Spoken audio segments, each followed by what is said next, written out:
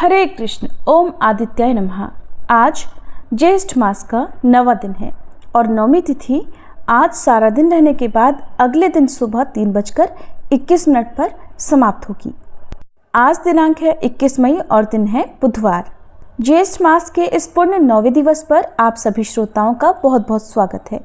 अब तक की कथा यात्रा में हमने धर्म के रूप देखे, कर्म के रंग समझे और आस्था के दीप जलाए, किंतु ये 9वां दिन कुछ और है। ये वो दिन है जब कथा बाहर से भीतर की ओर चलती है, जब मन की थकान भी शांति बन जाती है और आत्मा खुद कहती है अब मैं सुनने को तैयार हूँ।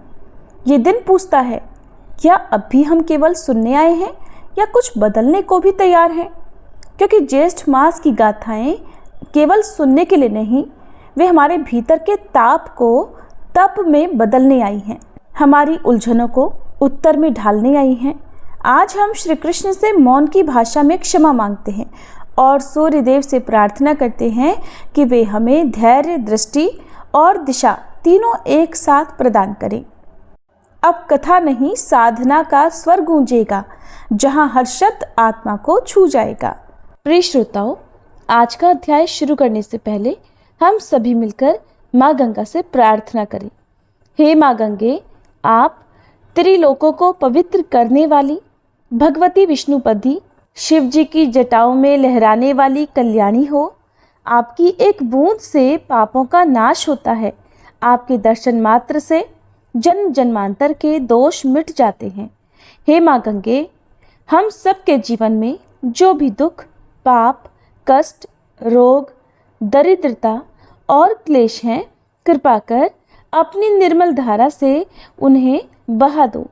हमारे हृदय को शुद्ध करो, विचारों को पावन बनाओ और मोक्ष की राह दिखाओ। हे गंगे माँ, आपकी शरण में आकर हम सभी आपसे करुणा की याचना करते हैं। हे पापहारिणी, कृपा कर हमें अपने चरणों में स्थान दो और हमारे जीवन को पुण्यमय बना दो। सभी प्रेम से बोलिए पतित पावनी माँ गंगा की जय। अब पहले सुनिए बुधवार की कथा, फिर आप सुनेंगे आज का महात्म्य। पौराणिक ग्रंथों में बुधवार के व्रत की कथा इस प्रकार मिलती है। बहुत समय पहले की बात है कि एक साहूकार का नया नया विवाह हुआ था। उसकी पत्नी अपने मायके गई हुई थी। नया नया विवाह था, नई नई उमंग थी। साहूकार का परिवार भी कुछ खास बड़ा नहीं था। जो भी रिश्तेदार थे उनके घर बहुत दूर थे। अब साहूकार को अकेलापन खाए जा रहा था। उससे रहा नहीं गया और वह जा पहुंचा अपनी ससुराल। ससुराल में उसकी खूब आवभगत हुई। अगले ही दिन साहूकार ने कह दिया कि विदाई की तैयारी कर लीजिए, हमें निकलना है। अब संयोगवश वह दिन था बुधवार का। सास ससुर ने अपने दामाद को समझाने का प्रयास किया कि बेटा आज बुधवार का दिन है, इस दिन बेटी की विदाई नहीं करने का रिवाज है। बेटी की विदाई तो क्या, किसी भी शुभ कार्य के लिए यात्रा पर जाना बुधवार के दिन शुभ नहीं माना जाता। लेकिन साहूकार नहीं माना और कहा मैं इन सब बातों को नहीं मानता, आप हमें जाने का आशीर्वाद दीजिए। अब अपने दामाद के आगे सास ससुर की भला कहाँ चलने वाली थी। मन मसोस कर तैयारी करनी पड़ी। बेटी की विदाई कर दी गई। आगे चलते चलते रास्ते में साहूकार की पत्नी को जोर की प्यास लगी। साहूकार जैसे ही पानी लेने के लिए गया और जब पानी लेकर वापस लौटा तो देखकर हैरान रह गया। उसने देखा कि उसकी ही हमशक्ल कोई व्यक्ति गाड़ी में पत्नी की बगल में बैठा हुआ है। उसकी पत्नी भी एक शक्ल के दो व्यक्तियों को सामने देखकर परेशानी में पड़ गई कि उसका पति कौन सा है।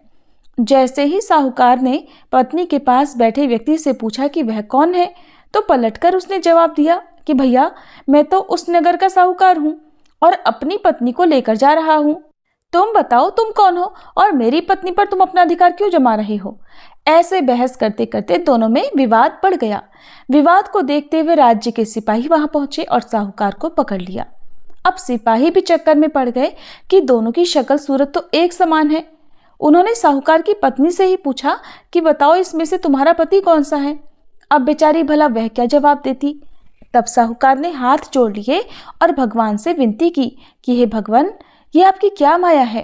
तभी आकाशवाणी हुई कि मूर्ख, याद कर, कुछ समय पहले तूने ही तो अपने सास ससुर की आज्ञा न मानकर भगवान बुद्ध का अपमान किया और बुधवार के दिन तू अपनी पत्नी को लेकर चल पड़ा।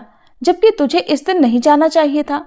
ये स्वयं बुद्धदेव हैं जो तुम्हें सबक सिखाने के लिए तुम्हारे वेश में हैं। तब साहूकार ने सच्चे मन से क्षमा मांगी और भविष्य में कभी ऐसा न करने का वचन भी दिया और बुधवार को नियम पूर्वक व्रत पालन करने का संकल्प लिया। तब जाकर साहूकार के रूप में प्रकट हुए बुद्ध देवता अंतर्ध्यान हो गए और साहूकार अपनी पत्नी को लेकर घर जा सका। इस घटना के बाद साहूकार और उसकी पत्नी दोनों नियमित रूप से बुधवार का व्रत पालन करने लगे। मान्यता है कि जो भी व्यक्ति इस कथा को कहता या सुनता है, पढ़ता है, उसे बुधवार के दिन यात्रा करने पर भी कोई दोष नहीं लगता और समस्त सुखों की भी प्राप्ति होती है। बुध ग्रह की शांति और सर्व सुख के इच्छुक स्त्री पुरुष बुधवार के दिन इस व्रत को कर सकते हैं। ज्ञान, बुद्धि, कार्य, व्यापार आदि में उन्नति के लिए भी बुधवार का व्रत बहुत ही शुभ और फलदायी माना जाता है। आज के दिन बुद्ध देवता के साथ साथ भगवान गणेश जी की पूजा का भी विधान है। ये थी बुधवार व्रत कथा। अब सुनिए आज का महात्म्य। प्राचीन समय की बात है।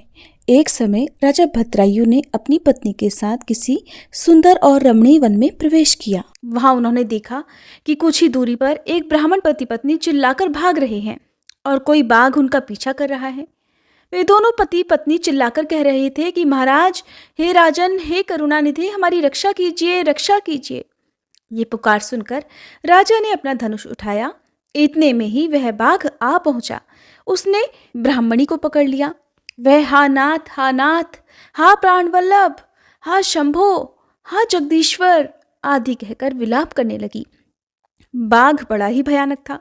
उसने जैसे ही ब्राह्मणी को पकड़ा, तुरंत ही राजा भद्रायु ने अपने तीखे बाणों से उसके मर्म में आघात कर दिया। किंतु वह महाबली बाघ उन बाणों से तनिक भी व्यथित न होकर ब्राह्मणी को बलपूर्वक खींचकर दूर निकल गया। अपनी पत्नी को बाघ के पंजे में पड़ी हुई देखकर ब्राह्मण को बड़ा दुख हुआ। वह विलाप करने लगा, हा प्रिये, हा कांते, हा पतिव्रते, मुझे यहाँ अकेला छोड़कर तुम परलोक में कैसे चली गई? तुम्हें छोड़कर मैं कैसे जीवित रह सकता हूँ?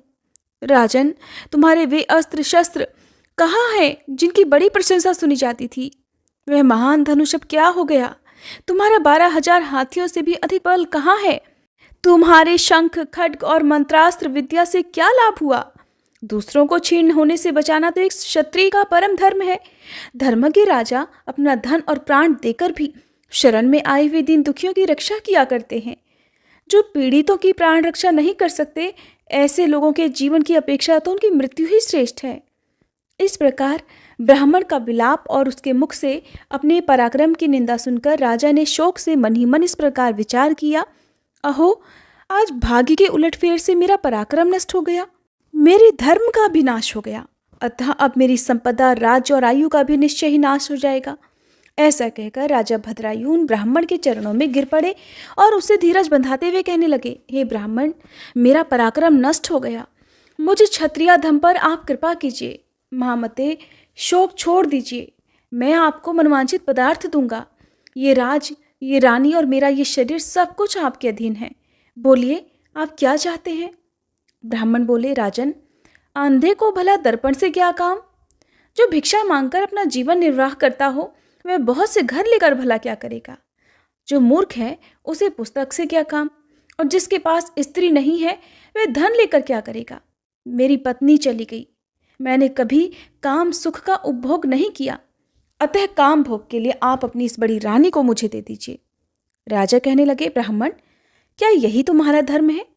क्या तुम्हें गुरु ने यही उपदेश दिया है?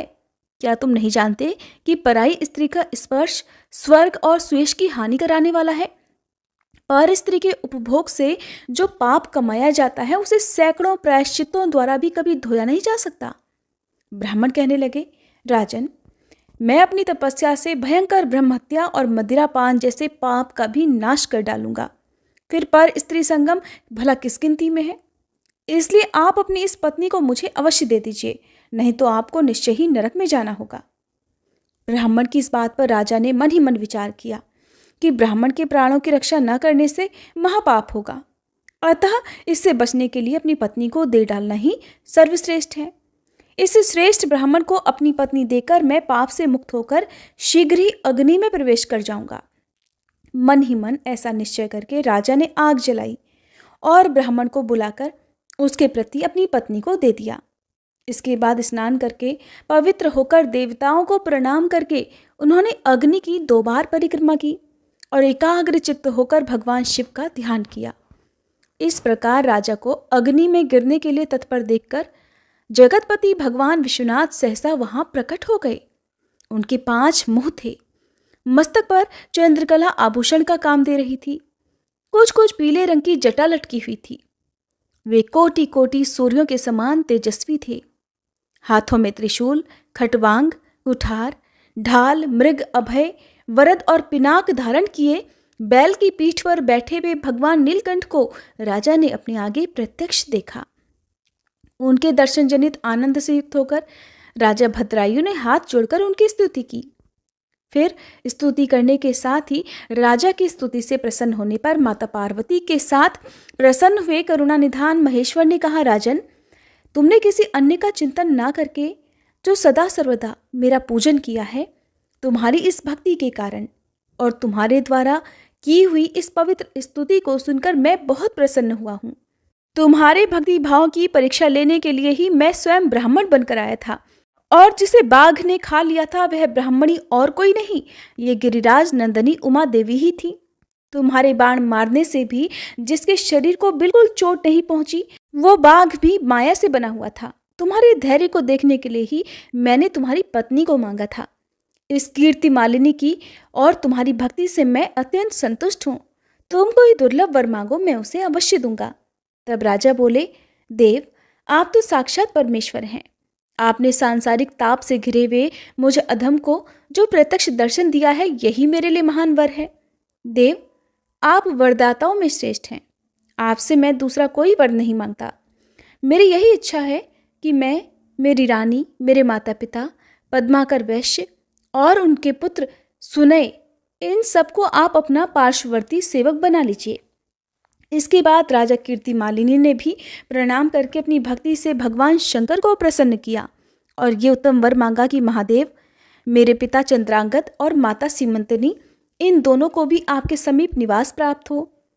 भक्तवत्सल भगवान गौरीपति ने प्रसन्न होकर तथास्तु कहा और उन दोनों पति पत्नी को इच्छानुसार वर देकर वे क्षण भर में ही अंतर्ध्यान हो गए। इधर राजा ने भगवान शंकर का प्रसाद प्राप्त करके रानी कीर्ति मालिनी के साथ प्रिय विषयों का उपभोग किया और 10,000 वर्षों तक राज्य करने के बाद अपने पुत्रों को राज्य देकर उन्होंने शिवजी के परम पद को प्राप्त किया। राजा और रानी दोनों ही भक्तिपूर्वक महादेव जी की पूजा करके भगवान शिव के धाम को प्राप्त हुए। ये परम पवित्र, पापनाशक और अत्यंत गोपनीय भगवान शिव का विचित्र गुणानुवाद जो विद्वानों को सुनाता है अथवा स्वयं भी शुद्ध चित्त होकर पढ़ता है, वह इस श्लोक में भोग ऐश्वर्य को प्राप्त कर अंत में भगवान शिव को प्राप्त हो जाता है। प्रेम से बोलिए भोले भंडारी की जय। अब सुनिए आज की कथा। श्री ब्रह्मा जी कहने लगे, याज्ञवल्क्य, एक बार मैंने भगवान सूर्य नारायण से उनके प्रिय पुष्पों के विषय में जिज्ञासा की थी। तब उन्होंने कहा था कि मल्लिका अर्थात बेला फूल की एक जाति होती है। पुष्प मुझे अत्यंत प्रिय है। जो भी मुझे इसे अर्पण करता है वह उत्तम भोगों को प्राप्त करता है। मुझे श्वेत कमल अर्पण करने से सौभाग्य, सुगंधित कुटज पुष्प से अक्षय ऐश्वर्य की प्राप्ति होती है तथा मंदार पुष्प से सभी प्रकार के कुष्ठ रोगों का नाश होता है और बिल्व पत्र से पूजन करने पर विपुल संपत्ति की प्राप्ति होती है। मंदार पुष्प की माला से संपूर्ण कामनाओं की पूर्ति, वकुल अर्थात मौलसिरी पुष्प की माला से रूपवती कन्या का लाभ, पलाश पुष्प से अरिष्ट शांति, अगस्त्य पुष्प से पूजन करने पर सूर्य नारायण अर्थात मेरा अनुग्रह तथा करवीर अर्थात कनेल का पुष्प समर्पित करने से मेरे अनुचर होने का सौभाग्य प्राप्त होता है। बेला के पुष्पों से मेरी पूजा करने पर लोक की प्राप्ति होती है। 1000 कमल पुष्प अर्पित करने से सूर्य लोक में निवास करने का फल प्राप्त होता है। वकुल पुष्प अर्पित करने से भानु लोक प्राप्त होता है। कस्तूरी, चंदन, कुमकुम तथा कपूर के योग से बनाए गए यक्ष कर्दम गंध का लेपन करने से सद्गति प्राप्त होती है। सूर्य भगवान के मंदिर का मार्जन अर्थात साफ सफाई और उपलेपन करने वाला सभी रोगों से मुक्त हो जाता है और उसे शीघ्र ही प्रचुर धन की भी प्राप्ति होती है। जो भक्ति पूर्वक गेरू से मंदिर का लेपन करता है उसे संपत्ति प्राप्त होती है और वह रोगों से मुक्ति प्राप्त कर लेता है। और यदि मिट्टी से लेपन करता है तो उसे 18 प्रकार के कुष्ठ रोगों से मुक्ति मिल जाती है। सभी पुष्पों में करवीर का पुष्प और समस्त विलेपनों में रक्त चंदन का विलेपन मुझे अधिक प्रिय है। करवीर के पुष्पों से जो मेरी पूजा करता है वह संसार के सभी सुखों को भोगकर अंत में स्वर्गलोक में निवास करता है। मंदिर में लेपन करने के बाद मंडल बनाने पर सूर्यलोक की प्राप्ति होती है। एक मंडल बनाने से अर्थ की प्राप्ति, 2 मंडल बनाने से आरोग्य, 3 मंडल की रचना करने से अविच्छिन्न संतान, 4 मंडल बनाने से लक्ष्मी, 5 मंडल बनाने से विपुल धन धान्य, 6 मंडलों की रचना करने से आयु, बल और यश तथा 7 मंडलों की रचना कर मंडल का अधिपति होता है तथा आयु, धन, पुत्र और राज्य की प्राप्ति होती है और अंत में उसे सूर्यलोक मिल जाता है। मंदिर में घी का दीपक जलाने से नेत्र रोग नहीं होता। महुए के तेल का दीपक जलाने से सौभाग्य प्राप्त होता है। तिल के तेल का दीपक जलाने से सूर्यलोक तथा कड़वा तेल अर्थात सरसों के तेल का दीपक जलाने पर शत्रुओं पर विजय प्राप्त होती है। सबसे पहले गंध, पुष्प, धूप, दीप आदि उपचारों से सूर्य का पूजन कर नाना प्रकार के नैवेद्य अर्पित करने चाहिए। पुष्पों में चमेली और कनेर के पुष्प, धूपों में विजय धूप, गंधों में कुमकुम, लेपों में रक्तचंदन, दीपों में घी का दीप और नैवेद्यों में मोदक भगवान सूर्य को परम प्रिय है। अतः इन्हीं वस्तुओं से उनकी पूजा करनी चाहिए। पूजा करने के बाद प्रदक्षिणा अर्थात परिक्रमा और नमस्कार करके हाथ में सफेद सरसों का एक दाना और जल लेकर सूर्य भगवान के सामने खड़े होकर हृदय में अभीष्ट कामना का चिंतन करते हुए अर्थात आपकी जो भी कामना है उसका ध्यान करते हुए सरसों सहित जल को पी जाना चाहिए, परंतु दांतों से उस सरसों के दाने का स्पर्श ना हो सके। इसी प्रकार दूसरी सप्तमी को श्वेत सरसण अर्थात पीली सरसों, उसके 2 दाने जल के साथ पान करना चाहिए। इसी तरह 7वीं सप्तमी तक एक एक दाना बढ़ाते हुए उसे मंत्र के साथ अभिमंत्रित करके पान करना चाहिए। मंत्र है ओम भास्कराय नमः। फिर शास्त्रोक्त रीति से जप और हवन करना चाहिए। ये भी विधि है कि प्रथम सप्तमी के दिन जल के साथ सिद्धार्थ अर्थात सरसों का एक नाम सिद्धार्थ भी है, ये ध्यान आपको रखना है। सरसों का पान करें। दूसरी सप्तमी को घी के साथ और आगे शहद, दही, दूध, गोमय और पंचगव्य के साथ क्रमशः एक एक सरसों के दाने को बढ़ाते हुए 7वीं सप्तमी तक सिद्धार्थ का पान करें। इस प्रकार जो सरसों सप्तमी का व्रत करता है वह बहुत सा धन, पुत्र और ऐश्वर्य प्राप्त कर लेता है। उसकी सभी मनोकामनाएं सिद्ध हो जाती हैं और वह सूर्यलोक में निवास करता है। अगला अध्याय है शुभाशुभ स्वप्न और उनके फलों के बारे में। श्री ब्रह्मा जी कहने लगे, हे याज्ञवल्क्य, जो व्यक्ति सप्तमी में उपवास करके विधि पूर्वक सूर्य नारायण का पूजन, जप और हवन आदि क्रियाएं संपन्न कर रात के समय भगवान सूर्य का ध्यान करते हुए शयन करता है, तब उसे रात में जो स्वप्न दिखाई देते हैं उन स्वप्न फलों का अब मैं वर्णन कर रहा हूं। यदि स्वप्न में सूर्य का उदय, इंद्रध्वज और चंद्रमा दिखाई दे तो सभी समृद्धियां प्राप्त होती हैं। माला पहने व्यक्ति गाय या वंशी की आवाज, श्वेत कमल, दर्पण, सोना, तलवार, पुत्र की प्राप्ति, रुधिर का थोड़ा या अधिक मात्रा में निकलना या पान करना, ऐसा स्वप्न देखने से ऐश्वर्य की प्राप्ति होती है। घृताक्त प्रजापति के दर्शन से पुत्र प्राप्ति का फल होता है। स्वप्न में प्रशस्त वृक्ष पर चढ़े अथवा अपने मुख में गौ या सिंहनी का दोहन करे तो शीघ्र ही ऐश्वर्य प्राप्त होता है। सोने या चांदी के पात्र में अथवा कमल पत्र में जो स्वप्न में खीर खाता है उसे अतुल बल की प्राप्ति होती है। द्यूत, वाद तथा युद्ध में विजय प्राप्ति का जो स्वप्न देखता है वह सुख प्राप्त करता है। स्वप्न में जो अग्नि पान करता है उसे जठराग्नि की वृद्धि होती है अर्थात उसे भूख बढ़ने लगती है। यदि स्वप्न में अपने अंग प्रज्वलित होते हुए दिखाई दे और सिर में पीड़ा हो तो संपत्ति मिलती है। श्वेत वर्ण के वस्त्र, माला और प्रशस्त पक्षी का दर्शन शुभ होता है। देवता, ब्राह्मण, आचार्य, गुरु, वृद्ध तथा तपस्वी स्वप्न में जो कुछ कहते हैं वह सत्य होता है। स्वप्न में सिर का कटना अथवा फटना, पैरों में बेड़ी का पड़ना राज्य प्राप्ति का संकेतक है।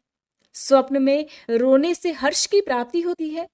घोड़ा, बैल, श्वेत कमल तथा श्रेष्ठ हाथी पर निडर होकर चढ़ने से महान ऐश्वर्य प्राप्त होता है। ग्रहों और ताराओं का ग्रास देखे, पृथ्वी को उलट दे और पर्वत को उखाड़ फेंके तो राज्य का लाभ होता है। इस प्रकार पर्वत, समुद्र तथा नदी पार करें तो अत्यधिक ऐश्वर्य की प्राप्ति होती है। बहुत सारी स्त्रियां यदि स्वप्न में आशीर्वाद दें, शरीर को कीड़े भक्षण करें या स्वप्न में स्वप्न का भान हो, अभीष्ट बात सुनने और कहने में आए तथा मंगलदायक पदार्थों का दर्शन और प्राप्ति हो तो धन और आरोग्य का लाभ होता है। जिन स्वप्नों का फल राज्य और ऐश्वर्य की प्राप्ति है, यदि उन स्वप्नों को रोगी देखता है तो वह रोग से मुक्त हो जाता है। इस प्रकार रात में स्वप्न देखने के बाद अगले दिन प्रातःकाल स्नान कर राज्य पुरोहित या पंडित जी, आसपास जो मंदिर में पुजारी होते हैं उन्हें या फिर भोजक को अपना स्वप्न सुनाना चाहिए। ऐसा करने से देखे गए स्वप्न की सार्थकता सिद्ध हो जाती है। हरे कृष्ण। ये था आज का अध्याय। अब सुनिए श्री सूर्य चालीसा पाठ। श्री रवि हरत हो घोरतम, अगणित किरण पसारी, वंदन करूं तब चरणन में, अर्घ देऊं जलधारी।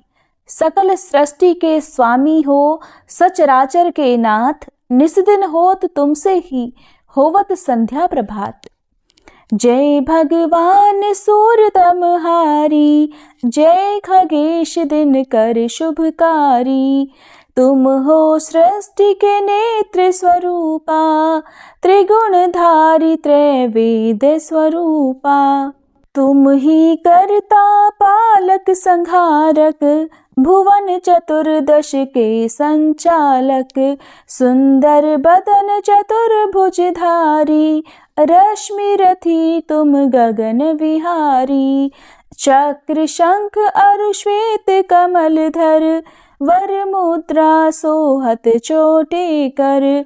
शीश मुकुट कुंडल गलमाला, चारु तिलक तब भाल विशाला। सप्त अश्वरथ अति द्रुतगामी, अरुण साथी गति अविरामी। रक्त वरुण आभूषण धारक, अति प्रिय तोहे लाल पदारथ। सर्वात्मा कहे तुम्हें ऋग्वेदा, मित्र कहे तुमको सब वेदा। पंच देवों में पूजे जाते, मनोवांछित फल साधक पाते। द्वादश नाम जाप उद्धारक, रोग शोक अरु कष्ट निवारक। माँ कुंती तब ध्यान लगायो, दानवीर सूत कर्ण सो पायो। राजा युधिष्ठिर तब जस गायो, अक्षय पात्र वो वन में पायो। शस्त्र त्याग अर्जुन अकुरायो, बन आदित्य हृदय से पायो। विंध्याचल तब मार्ग में आयो, हाहाकार तिमिर से छायो। मुनि अगस्त गिरि गर्व मिटायो, निज तप बल से विंध्य नवायो। मुनि अगस्त तब महिमा गाई, सुमिर भये विजयी रघुराई। तोहे विरोग मधुर फल जाना, मुख में ली नहीं तोहे हनुमाना। तब नंदन शनिदेव कहावे, पवन के सूत शनि तीर मिटावे। यज्ञ व्रत स्तुति तुम्हारी कीन्ही, भेंट शुक्ल यजुर्वेद की दीन्ही। सूर्यमुखी खरिदर तब रूपा, कृष्ण सुदर्शन भानु स्वरूपा। नमन तोहे ओंकार स्वरूपा, नमन आत्मा अरुकाल स्वरूपा। दिग दिगंत तब तेज प्रकाशे, उज्ज्वल रूप तुम्ही आकाशे। दश दिगपाल करत तब सुमिरन, अंजलि नित्य करत हैं अर्पण। त्रिविध ताप हरता तुम भगवन, ज्ञान ज्योति करता तुम भगवन। सफल बनावे तब आराधन, गायत्री जप सरल है साधन। संध्या त्रिकाल करत जो कोई, पावे कृपा सदा तब वोही। चित शांति सूर्यास्तक देव, व्याधि अपाधि सब हर लेवे। अष्टदल कमल यंत्र शुभकारी, पूजा उपासना तब सुखकारी। माघ मास शुद्ध सप्तमी पावन, आरंभ हो तब शुभ व्रत पालन। भानु सप्तमी मंगलकारी, भक्ति दायनी दोषणहारी। रविवासर जो तुमको ध्यावे, पुत्रादिक सुख वैभव पावे। पाप रूपी पर्वत के विनाशी, व्रज रूप तुम हो अविनाशी। राहु आन तब ग्रास बनावे, ग्रहण सूर्यता को लग जावे।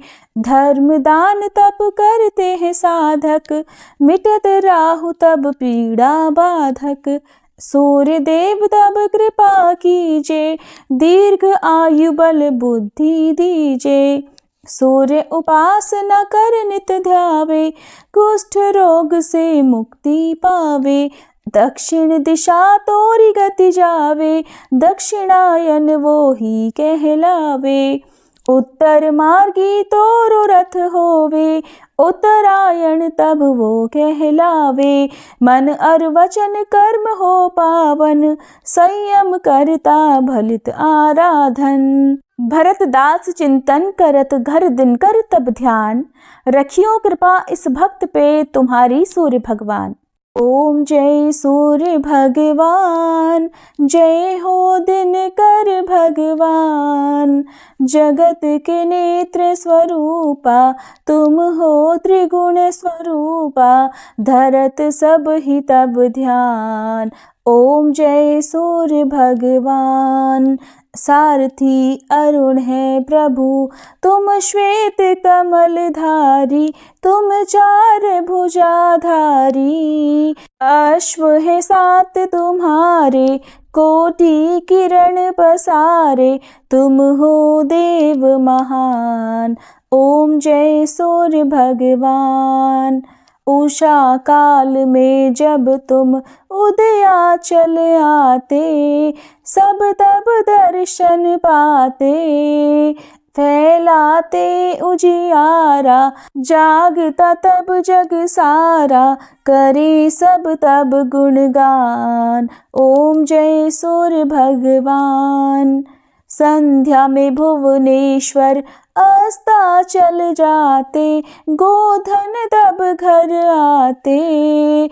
गोधूली बेला में हर घर हर आंगन में, हो तब महिमा गान। ओम जय सूर्य भगवान। देव दनुज नर नारी, ऋषि मुनिवर भजते। आदित्य हृदय जपते, स्तोत्र ये मंगलकारी। इसकी है रचना न्यारी, दे नव जीवन दान। ओम जय सूर्य भगवान। तुम हो त्रिकाल रचयिता, तुम जग के आधार। महिमा तब अपरंपार, प्राणों का सिंचन करके। भक्तों को अपने देते, बल बुद्धि और ज्ञान। ओम जय सूर्य भगवान। भूचर जलचर खेचर, सबके हो प्राण तुम्ही। सब जीवों के प्राण तुम्ही। वेद पुराण बखाने, धर्म सभी तुम्हें माने। तुम ही सर्वशक्तिमान, ओम जय सूर्य भगवान।